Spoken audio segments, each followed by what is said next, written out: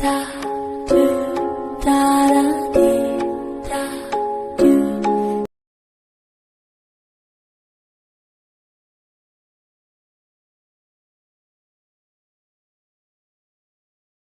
दोस्तों, simple solution study के YouTube channel पर आपका स्वागत है।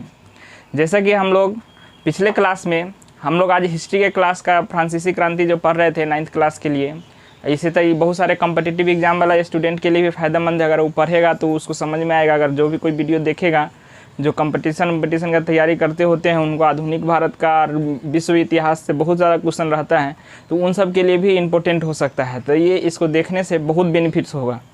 तो बात करते हैं, हम लोग 9th क्लास का जो हिस्ट्री है उसका फ्रांसीसी क्रांति का चैप्टर चला रहे थे, जिसमें हमने पिछले वीडियो में हिंदी और इंग्लिश दोनों में उसका पार्ट लिखा था कि उसका टाइमलाइन किस तरीक़ा से कौन कौन सा काम हुआ था। उसका एक्सप्लेनेशन हम हिंदी में लेकर के आए हैं कि उस किस तरीक़ा से मतलब समय बीता था और किस तरीक़ा से वो क्रांति जगह लिया था, उसके बारे में हम इस पे बताने वाले हैं। तो आप लोग इस वीडियो को ध्यान से देखिएगा और समझिएगा कि कैसे करते हैं। तो चलो शुरू करते हैं। तो जानते हैं कि क्या बात होता है कि ऐसे देख सकते हैं कि हम लोग याद करो, पिछले चैप्टर में हम पढ़ाए थे कि फ्रांस का जो समाज था वो 3 कैटेगरी में बटा हुआ था। पहला था, अगर बात करें तो पहला था क्लर्जी, फिर नोबिलिटी और फिर थर्ड स्टेट, यही था। तो क्लर्जी वाला को कहा जाता था, जैसे क्लर्जी में कौन होते थे, ये क्लर्जी, नोबिलिटी और थर्ड स्टेट, इस तरीके का था। तो क्लर्जी वाला में जिसको कुलीन वर्ग कहा जाता था, जिसमें पादरी उदरी होते थे, कुलीन वर्ग, ठीक है। और द्वितीय वर्ग जो होता था, द्वितीय वर्ग जिसको हम लोग कहते थे नोबिलिटी, जिसमें आते थे राज परिवार के वर्ग सब आते थे। और तीसरा वर्ग थर्ड स्टेट, जिसमें थर्ड स्टेट 3 कैटेगरी में बटा हुआ था। एक बड़े बिजनेसमैन वाला जिसमें कुछ कर्मचारी होते थे। दूसरा स्टेट था उसमें कि जिसके ऐसा किसान जिसके पास खुद का ज़मीन हो, कारीगर लोग। दूसरा कैटेगरी में थर्ड स्टेट 3 ग्रुप में बटे हुए थे, याद रखना है। थर्ड स्टेट 3 ग्रुप में बटे हुए थे। पहला ग्रुप, थर्ड स्टेट का पहला ग्रुप बड़े व्यवसायी, जो बड़े पैसे वाले अमीर रईस लोग होते थे, वो आते थे। उसी का दूसरा नीचे वाला, उससे नीचे वाला तबका जो था उसमें आते थे मतलब कारीगर लोग, ऐसे किसान जिसके पास अपना खुद का ज़मीन होता था। और तीसरा ऐसा ग्रुप आता था जिसमें मजदूर और ऐसे किसान होते थे जिसके पास अपना ज़मीन नहीं होता था, भूमिहीन किसान समझ सकते हैं। इस तरीक़ा से थर्ड स्टेट बटा हुआ था। और हम लोग संख्या के बारे में बात किए थे कि फर्स्ट स्टेट में 300 के सदस्य थे, सेकेंड स्टेट में भी 300 सदस्य थे और थर्ड स्टेट में 600 सदस्य थे, जो उन्होंने बाद में मियातोबे और आबे नाम के एक व्यक्ति थे, उन्होंने क्या किया था बाद में कि नेशनल असेंबली की स्थापना करके और राजतंत्र को भंग कर दिया था। इस तरीके का हम लोग बात किए थे। तो हम लोग आज उसको थोड़ा आगे लेके चलते हैं और समझते हैं क्या हुआ था वास्तव में, अब आगे की कहानी क्या होता है, कैसे वो हम लोग बताए थे उसमें। अगर नहीं देखे हैं तो पीछे वाला वीडियो देखिएगा, आपको पूरा बात समझ में आएगा। हम लोग बात करते हैं कि उसके आगे क्या हुआ था। कि फ्रांस के राजा की स्थिति की बात करें तो सन 1774 में बुर्बो राजवंश का है ना लुई 16वां फ्रांस की गद्दी पर बैठता है। इसकी उम्र मात्र 20 साल रहती है, ठीक है। और इसका शादी के बारे में भी बताए थे कि एक ऑस्ट्रेलिया की राजकुमारी रहता है जिसका नाम रहती है मेरी एंटोबे, इस तरीके का नाम रहता है। उनको बताए हुए हैं पिछले वीडियो में, आप देख सकते हैं। ये राजगद्दी पे बैठता है, ठीक है। राजगद्दी पे बैठते ही इसका अय्यासी चालू हो जाता है, सीधा बात समझिए, इसका अय्यासी चालू हो जाता है। ये अपने रहने के लिए बहुत बड़ा महल बनाता है जिसमें बहुत पैसा खर्च करता है। इसके साथ साथ एक काम और ये और करता है, क्या करता है कि जब यह राजा बनता है तो इसके समय में राजकोष तक खाली होती है, लेकिन इसका जो अय्यासी है वो रुकता नहीं है। ब्रिटेन के खिलाफ 13 उपनिवेशों को स्वतंत्र कराने के लिए अमेरिका का मदद कर देता है कि अमेरिका भी उस समय में स्वतंत्र हो रहा था। और 13 गो उपनिवेश जो ब्रिटेन के कब्जे में था उसको स्वतंत्र कराने के लिए ये ब्रिटेन के खिलाफ अमेरिका का मदद कर देता है। और जानते हैं उस समय में जो इस सेंचुरी चल रहा है, 18th सेंचुरी के आसपास का जो कहानी चल रहा है, इसमें ब्रिटेन जो था बहुत शक्तिशाली देश था। मतलब छोटा मोटा तो था नहीं, उसका बहुत ज़्यादा शक्ति था। उसके राज्य में सूर्य नहीं अस्त होता था, उससे पंगा ले लिया ये, ठीक है। पंगा ले लिया, चलो कोई बात नहीं, लेकिन उसके साथ साथ ये अमेरिका के जाके मदद किया, उपनिवेश को मुक्त करवाया। कौन? लुई 16वां। जब उपनिवेश को मुक्त करवाया, ठीक है, तो हम लोग जानते हैं विश्व का सबसे पहला प्रजातंत्र वही अमेरिका लागू किया हुआ, उसका संविधान लगा हुआ था। फ्रांस से चालू हुआ था, लेकिन वहाँ पर लोकतंत्र को लोग समझ रहे थे कि पब्लिक का जो अधिकार क्या होता है, मतलब पर्सन एक आदमी का क्या क्या अधिकार होना चाहिए, कैसे उसको समानता मिलना चाहिए, इन सब के बारे में ब्रिटेन के अमेरिका के लोग सब ज़्यादा जानते थे। तो यहाँ पे फ्रांस के लोगों में भी इस बात का मतलब भनक लगा, उनको जानकारी हुआ, तो वो जागरूक होने लगे। वहाँ के लोग क्या होने लगे, अब जागरूक होने लगे। वो पहले जैसा नहीं लगे, लोग जागरूक होने लगे। वो समझने लगे कि भाई हमको भी अधिकार मिलना चाहिए, सिर्फ राजा ही राज क्यों करे, उनको भी योग्यता हो, उनके पास भी कुछ ऐसा हो जिससे कि उनका भी अधिकार बढ़े, ठीक है ना। तो उन्होंने उन लोगों में जागरूकता होने लगा। और इसका परिणाम क्या हुआ कि उन लोगों के परिणाम से क्या हुआ कि ये तो जानते हैं कि राजकोष खाली था, 13 उपनिवेश को स्वतंत्र कराने के लिए फ्रांस ने पहले ही बहुत सारा धन खत्म कर दिया था, ठीक है ना। ऊपर से ब्रिटेन से ये दुश्मनी अलग ले लिया था। तो इससे क्या हुआ कि फ्रांस के लोगों में अनाज की बहुत कमी हो गई। हम लोग जानते हैं कि आबादी कहाँ से कहाँ तक बढ़ गया था, 2.3 करोड़ से 2.8 करोड़ तक आबादी बढ़ गया था, करोड़ तक आबादी बढ़ गया था। देख सकते हैं कि बहुत कम समय में 50 लाख आबादी बढ़ चुका था। खाने पीने का शॉर्टेज हो गया और किसानी करने का तरीका वही पुराना तरीका था। और हम लोग जानते हैं कि फ्रांस ज़मीन जो ठंडा प्रदेश होता है, वहाँ उतना तो होता नहीं है अनाज। तो इन लोगों का टेंशन बढ़ गया, अनाज की मांग ज़्यादा होने लगी आबादी बढ़ने के कारण। पाव रोटी की कीमत बहुत बढ़ गई। पाव रोटी जो वहाँ के लोग जनरली पाव रोटी ही खाते हैं, फ्रांस के लोग देखते भी होंगे, जो हम लोग ब्रेड खाते हैं ना, ब्रेड हम लोग के घर में, बिहार यूपी जो है इंडिया के घर में रोटी बनता है, ठीक है। और विदेश के लोग हैं वो पाव रोटी खाते हैं। हमारे देश में अभी भी 90% लोग रोटी ही खाते हैं। वो 10% लोग ही होंगे वो जो कहते हैं इंग्लिश मीडियम, कथी बोलते हैं उसको, नया Khan sir dialogue, English medium CBSE वाला सब, वो सब मारता है ब्रेड पाव रोटी, ठीक है। तो हम लोग यहाँ पाव रोटी वाला बात करते हैं। तो पाव रोटी की कीमत की वृद्धि होने लगी, ठीक है, क्योंकि पाव रोटी का कमी हो गया। यहाँ तक कि जो बच्चे औरतें जो थी उनको भी भूखे रहना पड़ता था, क्योंकि इसका कीमत इतना बढ़ गया था। और जिस साहूकार और सेठ का पाव रोटी का फैक्ट्री होता था, उन लोगों ने क्या किया कि जो अनाज होता था, सफ़ेद रंग का जो अनाज होता था, जिससे पाव रोटी आटा पीस करके उसका जो पाव रोटी बनाया जाता था, उसको स्टोर करके रखने लगा, देता ही नहीं था ज़्यादा कीमत में बेचने के लिए। इसी कारण जनता में आक्रोश और जन्म लेने लगा, आक्रोश बढ़ने लगा, ठीक है। और मजदूरी भी बहुत कम हो गया था। पूरा दिन खटने के बाद बहुत कम लिब्रे, जो फ्रांस की मुद्रा था पुराने ज़माने में, 1794 तक यही था फ्रांस की मुद्रा, लिब्रे, ठीक है। तो बहुत कम मजदूरी मिलता था। इसका परिणाम स्वरूप क्या हुआ, मध्य वर्ग के लोग सब परेशान, छोटा जो कैटेगरी के लोग थे, जो भूमिहीन किसान थे, मजदूर थे, उनका हालत और ख़राब। कहीं भी जो होता है ना, 2 पार्ट के बीच में, एक ऊपर वाला एक नीचे वाला, उसमें बीच के लोग ज़्यादा पीसते हैं। जैसे गेहूँ पीसना हो तो 2 पार्ट के बीच में गेहूँ जो होता है वो ज़्यादा पीसता है। तो मध्य वर्ग के लोग परेशान हो गए। मध्य वर्ग के लोग के पास समझ में नहीं आता था वो क्या करे, ठीक है।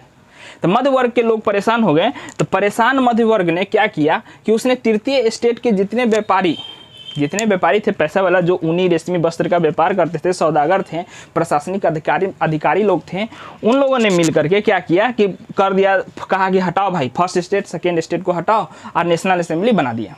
उसी में से आया था मीरात त्योब्यो और सीजे आबे करके 2 बंदा आया था, और उसने ही क्या किया था, नेशनल असेंबली की घोषणा कर दिया था और कुलीन वर्ग के खिलाफ युद्ध कर दिया था, ठीक है। तो यहाँ पर बताते हैं, मजदूर तथा प्रथम तथा द्वितीय वर्ग के अधिकार को गलत मानते थे। कि मजदूर लोग क्या मानने लगे, प्रथम तथा द्वितीय वर्ग के अधिकार को गलत मानते थे। वे, है ना, योग्यता को महत्व देना चाहते थे। किसको ये महत्व देना चाहते थे, योग्यता को महत्व देना चाहते थे। ये इधर बकवास चीज़ नहीं कि है ना, जन्म लिया है कुलीन वर्ग में, नोबिलिटी में जन्म ले लिया हुआ है तो हो गया, तुम्हारा ही होगा। वो धार्मिक कर, राज का कर, हर तरह का कर, चर्च का ज़मीन बताए थे हम पहले ही। नहीं जानते हैं तो पीछे का वीडियो देखिए, उसमें पता चलेगा। उन्होंने कहा कि भाई योग्यता को महत्व दो। कौन कहा, इन्होंने कहा, मजदूर ने कहा कि योग्यता को महत्व दो, ठीक है। और योग्यता को महत्व देने के लिए इन्होंने जोर दिया, ठीक है। तो हम लोग देख सकते हैं कि स्वतंत्रता, है ना, इनका मांग क्या था, स्वतंत्रता। पहला बात, स्वतंत्रता मिलना चाहिए सबको। दूसरा था कि इन्होंने कहा समान नियम हो हर किसी के लिए। अब ऐसा नहीं कि राजा है तो राजा के लिए अलग नियम, है ना, दूसरा आदमी है तो उसके लिए दूसरा नियम, ऐसा नहीं। उन्होंने कहा समान नियम का बात होना चाहिए कि जो कानून मेरे ऊपर लागू होगा वही कोई दूसरा आदमी वो काम करेगा तो उसके ऊपर भी वही लागू होगा। नहीं, ऐसा नहीं था। उस समय क्या होता था कि राजा के लिए कुछ और नियम और प्रजा के लिए कुछ और नियम, ठीक है ना। तो इन लोगों का मांग क्या था, स्वतंत्रता मिलना चाहिए, समान नियम मिलना चाहिए। काम करने के लिए समान अवसर भी मिलना चाहिए। ठीक है, क्या क्या था, समान अवसर का भी मांग कर लिया इन्होंने।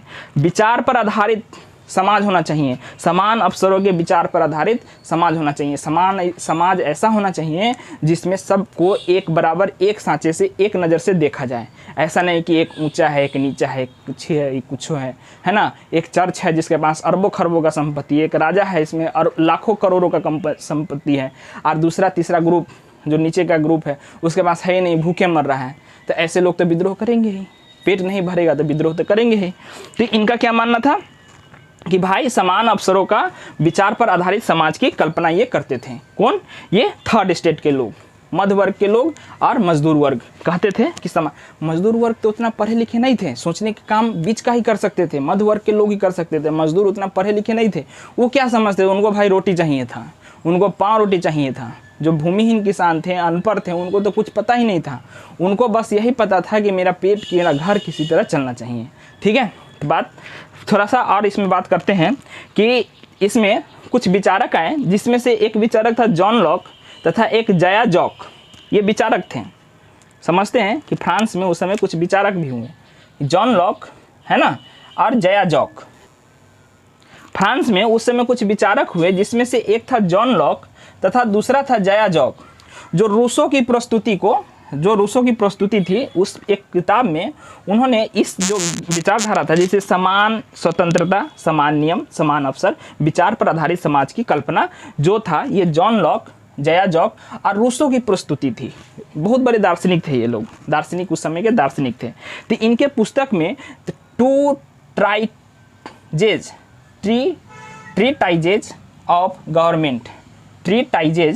गवर्नमेंट में लॉक ने राजा की, लॉक यही जॉन लॉक ने राजा की दैवीय और निरंकुश अधिकारों का खंडन किया है कि राजा के पास दैवीय अधिकार नहीं होना चाहिए। निरंकुश अधिकारों का खंडन कर दिया, कहा कि भाई राजा है तो क्या है, उसका अधिकार उतना नहीं होना चाहिए कि राजा जो करे सो सही, राजा जो कहे सो सही, ऐसा नहीं था। तो उनके पुस्तक क्या था,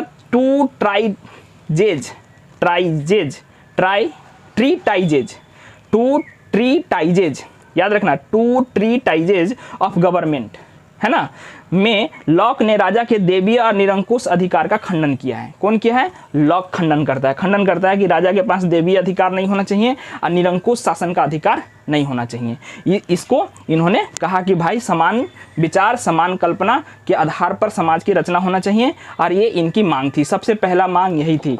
तो यहीं से विचारधारा जन्मा था, जनता का शासन। ये विचारधारा बहुत इंपॉर्टेंट था, इसलिए यहाँ से ये जन्मा था। ये याद रखेंगे किताब। और किसका कथन था? तो लॉक का। किसका? तो जॉन लॉक का कथन था। ठीक है, तो हम लोग चलते हैं थोड़ा और आगे। जॉन लॉक ने अपना विचार तो रख दिया। जॉन लॉक ने क्या कहा भाई? कहा कि है ना, समान नियम और समान अवसरों पर आधारित समाज होना चाहिए। ये रख दिया, और पहला बात रख दिया तो लोगों के दिमाग में ये बात घर भी कर गया। देखो, ऐसा आदमी जिसने कभी भर पेट खाना नहीं खाया हो और तुम उसको सपना दिखाओ कि भाई तुमको स्वतंत्र ये मिलेगा, फलाना मिलेगा, चिलाना मिलेगा, है ना, तो नेता सब भी क्या करता है, उसको तो ये सपने दिखाता है ना कि तुमको ये पक्का का घर होगा, खाने का रोटी होगा, पीने का पानी होगा, साफ साफ बिजली बत्ती, बच्चे की पढ़ाई, समान अवसर मिल रहा था। अब कौन नहीं चाहेगा कि मेरा बेटा राजा बने, मेरा बेटा प्रशासनिक अधिकारी बने, है ना। समान अवसर, हर किसी के लिए समान अवसर की मांग उठ चुका था। तो बात करते हैं, तो इससे क्या हुआ कि प्रथम बार सत्ता का विभाजन देखने को मिला, और इन्होंने कहा भाई सत्ता का विभाजन कर दो। ऐसे एक के हाथ में पावर रहने से, कहते हैं great powers comes with a great responsibility. ये बात ध्यान रखना, अगर तुम्हारे पास ज़्यादा पावर है तो उसके पास ज़्यादा रिस्पॉन्सिबिलिटी होता है। तो क्या करो ना भाई, रिस्पॉन्सिबिलिटी कम करो ना, पावर को काट दो, तोड़ दो कुछ पावर को। इसका काम ये, इसका काम ये। लोकतंत्र का गवर्नमेंट उसी तरह चलता है, सरकार उसी तरह चलता है, पावरों का विभाजन हो जाता है। यहाँ पर हर किसी के ऊपर, है ना, एक ऊपर वाला होता है, हर किसी के ऊपर एक ऊपर वाला होता है, और जहाँ ऊपर वाला होगा ही नहीं तो वही ऊपर वाला है। तो यही जॉन लॉक ने यही ना दैवीय और निरंकुश शासन का खंडन किया। क्यों किया? कि ऊपर वाला के ऊपर ऊपर वाला होना चाहिए, और ऊपर वाला के ऊपर ऊपर वाला नहीं होगा तो ऐसे काम ही नहीं चलेगा। तो बात समझते हैं यहाँ पर कि सबसे पहले बार, प्रथम बार सत्ता का विभाजन हुआ, और इस विभाजन के लिए, है ना, the spirit of the laws, है ना, एक किताब था the spirit of the laws, उसके अनुसार सत्ता का विभाजन कर दिया गया। तो समझ सकते हैं सत्ता यानी जो शासन प्रणाली था, जो व्यवस्था था, उसको विभाजित करके 3 ग्रुप बनाया गया। एक ग्रुप बनाया गया विधायिका, समझ सकते हैं विधायिका, ठीक है। एक ग्रुप बनाया गया कार्यपालिका और एक ग्रुप बनाया गया ये न्यायपालिका। जानते हैं हम लोग पॉलिटी या नागरिक जो पढ़ेंगे ना सिविक्स, उसमें इसका कितना इम्पोर्टेंट रोल है। विधायिका, कार्यपालिका, न्यायपालिका। सबसे पहली बार फ्रेंच रेवोल्यूशन में ही ये तीनों वर्ड का प्रयोग किया गया था। किसका किसका? विधायिका, कार्यपालिका और न्यायपालिका। विधायिका किसको कहा जाता था? जिसके पास, है ना, जैसे सम्राट को विधायिका शक्ति दे दिया गया। सम्राट के पास शक्ति था, राजा के पास शक्ति था, लेकिन उसके शक्ति को कैद कर दिया गया। जैसे हमारे देश के राष्ट्रपति के पास शक्ति होता है, लेकिन शक्ति को क्या किया जाता है? उससे शक्ति को कैद किया जाता है। अब राष्ट्रपति ही किसी युद्ध के लिए घोषणा कर सकता है, किसी देश में राष्ट्रपति शासन, किसी राज्य में राष्ट्रपति शासन लगा सकता है। तो इसमें क्या किया? कार्यपालिका का काम क्या हुआ? नियम बनाता है, जैसे हमारे यहाँ संसद भवन काम करता है कि नियम कानून बनाया। और न्यायपालिका क्या होता है? उसको लागू करवाता है, इन्फोर्समेंट, पुलिस बल कुछों के साथ इन्फोर्समेंट। न्यायपालिका का काम होता है उसको लागू करवाना, ठीक है। बात करते हैं 14 जुलाई, है ना, थोड़ा आगे बढ़ते हैं, लिखते हैं, देखते हैं इसमें 14 जुलाई, है ना, 1789, 14 जुलाई 1789 के बास्तिल में एक किला था। वो किला क्या था? वो शस्त्रागार था, जिसमें कह सकते हैं कि फ्रांस का जो औजार था, जो हथियार था, वो इस बास्तिल के किला में बनता था। हमला करने का जो युद्ध का जो सामान था वो यहाँ बनता था। तो क्या हुआ कि यहाँ पर लोगों ने, थर्ड स्टेट के लोगों ने आक्रमण कर दिया और इस बास्तिल को जीत लिया। और यहाँ के जो कुलीन वर्ग थे, यानी प्रथम वर्ग और द्वितीय वर्ग के लोग थे, वो भाग गए, कहीं कहीं भाग गए। कुछ पकड़े गए जिसको जेल में डाल दिया गया, और कुछ भाग गए जिसको बाद में फिर वो आते हैं अच्छा शक्ति इकट्ठा करके, है ना, आते हैं वापस। और राजा के शासन को कंट्रोल कर लिया गया। राजा को मजबूरन नेशनल असेंबली को मान्यता देना ही पड़ा। नेशनल असेंबली जो बन चुका था, मध्य वर्गों के द्वारा बना लिया गया हुआ था, उसको राजा को मान्यता देना ही पड़ा। ये मजबूरी था राजा का कि मान्यता दिया ही दिया। फिर क्या हुआ कि संविधान का 1789 में ये बास्तिल का जो हुआ आक्रमण हुआ, उसके बाद संवैधानिक राजतंत्र को, है ना, कंट्रोल करने के एक संविधानिक राजतंत्र लागू कर दिया गया। कब? तो 1791 में संविधान का प्रारूप मिला। सबसे पहला बात, संविधान के बारे में लोग समझा, नियम कानून एक पट्ट के बारे में संविधान के प्रस्तुति को मिला, है ना। सम्राट की शक्ति को सीमित कर दिया गया। पहले बताया कि उसके देवीय निरंकुश शासन था पहले, उस शक्ति को, है ना। 1789 से पहले फ्रांस में भी ऐसे ही चलता था। लुई 16वां से पहले लुई 15वां रहा होगा। लुई कितना 16वां 15वां आकर के गया होगा। तो समझ सकते हैं कि कितना ज़्यादा मतलब जन्मजात चलता था यहाँ, जन्मजात। तो उसको सम्राट की शक्तियों को सीमित किया गया। क्या किया गया? जो सम्राट की शक्ति था उसको सीमित कर दिया गया कि भाई तुम सम्राट है, लेकिन तुम्हारे शक्ति को कंट्रोल करेंगे, ठीक है। और शक्तियों को किसके पास भेज दिया गया? तो शक्तियों को भेज दिया गया विधायिका के पास, कार्यपालिका के पास और न्यायपालिका के पास, ठीक है ना। इनको शक्तियाँ दे दिया गया, भाई अब आप लोग संभालिए। विधायिका, कार्यपालिका, न्यायपालिका का काम कर दिया कि अब आप लोग संभालिए कि शासन व्यवस्था कैसे चलेगा, जनता का सुख दुख कैसा देखा जाएगा। आपका काम है विधायिका, कार्यपालिका और न्यायपालिका को संभालना था। फिर क्या होता है कि 1791 में संविधान बनाने का अधिकार नेशनल असेंबली को सौंप दिया गया। नेशनल असेंबली जो पहले मध्य वर्ग के लोग बना चुके थे, मिरातेब्यो और सीजे आबे नाम के जो बंदा थे, उन्होंने नेशनल असेंबली का नींव डाला था। और इनका 1791 में, है ना, अधिकार दे दिया गया कि भाई आप कानून बनाइए, ठीक है। तो 1791 में ये कानून बनाता है, लेकिन इसके बाद भी 1793 से 1794 के बीच में ये इनका बनाया हुआ कानून आतंक राज ले आता है। पूरा फ्रांस में जहाँ भी इसके विरोध में कोई जाता है उसको काट मार मचा देता है। तो कहने का सेंस है कि इसका संविधान लागू तो होता है, बनाता है, लेकिन कंसेप्ट यहीं से उठता है संविधान बनाने का। तो हम लोग देखते हैं कि नेशनल असेंबली ने किस प्रकार का संविधान बनाया और कैसा कैसा नियम बनाया, ठीक है। तो हम लोग देखते हैं, ठीक है, थोड़ा देखते हैं कि कैसे बनाया। देख सकते हैं यहाँ न्यायपालिका है, यहाँ कार्यपालिका है, यहाँ विधायिका है, दिख रहा होगा। यहाँ न्यायपालिका है, यहाँ कार्यपालिका है, यहाँ विधायिका है। ये तो देख सकते हैं यहाँ पर नेशनल असेंबली ने जो संविधान बनाया उसमें क्या क्या बनाया देख सकते हैं। न्यायपालिका, कार्यपालिका और विधायिका, जिसका कंसेप्ट हम पहले बता चुके हैं कि कंसेप्ट कहाँ से आया था, द स्पिरिट ऑफ लॉज में। The spirit of the laws book था, उसके आधार पे ये सत्ता का विभाजन किया गया। तो तुम देख सकता है कार्यपालिका है, न्यायपालिका है, कार्यपालिका है और विधायिका है। ध्यान देते हैं पहले कौन कौन चीज़ होता था। न्यायपालिका में न्यायाधीश होता था, ठीक है। कार्यपालिका में सम्राट और मंत्री को रखा गया। किसको रखा गया? मंत्री परिषद। कार्यपालिका में हम लोग चुनते हैं ना, संसद भवन में कौन होता है? हमारा चुना हुआ प्रतिनिधि, मंत्री उंत्री सब होता है। जो जैसे प्रधानमंत्री तो कह सकते हैं सम्राट रखा गया, राष्ट्रपति को।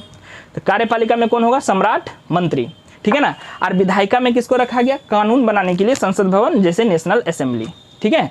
और इसको नेशनल असेंबली को चुनता कौन था? तो निर्वाचन के द्वारा निर्वाचक जो होते थे वो चुनते थे। तो समझते हैं नेशनल असेंबली में 745 सदस्य होते थे, 745 मतलब मेंबर इसमें होते थे। किसमें? नेशनल असेंबली में, ठीक है। और इसका निर्वाचन कौन करता था? 50,000 पुरुष के द्वारा किया जाता था। समझना, वहाँ महिलाओं को अधिकार नहीं था वोट देने का।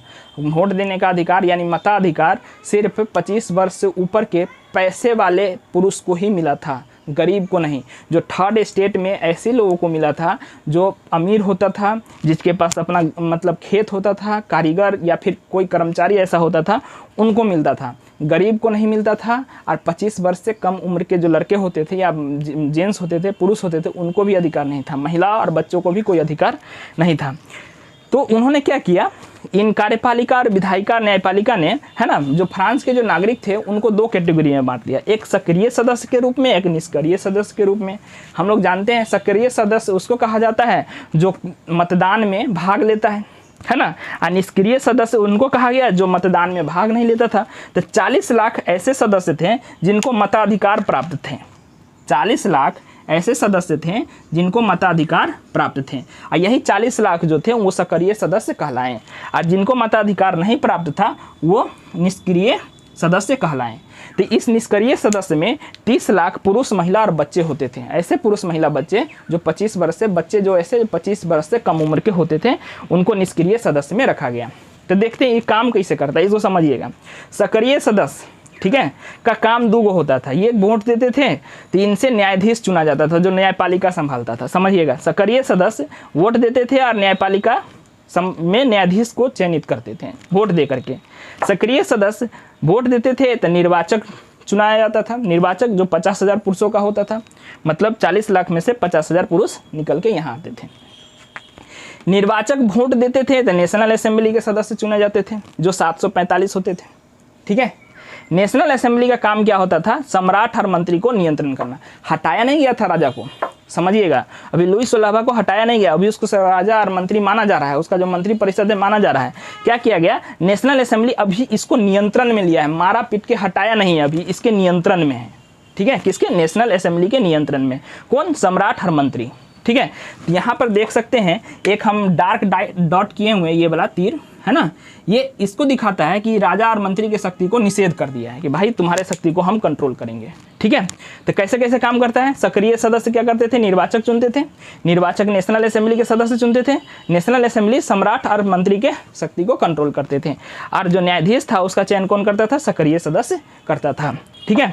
तो ये वाला जो साइकिल है, जो कंडीशन शासन व्यवस्था का जो तरीका है, इसको नोट डाउन कर लीजिएगा, समझिएगा, स्क्रीनशॉट ले लीजिएगा, समझने का बहुत ज़रूरी है, ठीक है। इसके आगे का वीडियो, इसके आगे का जो कहानी है उसको हम अगले वीडियो में बताएंगे, ठीक है।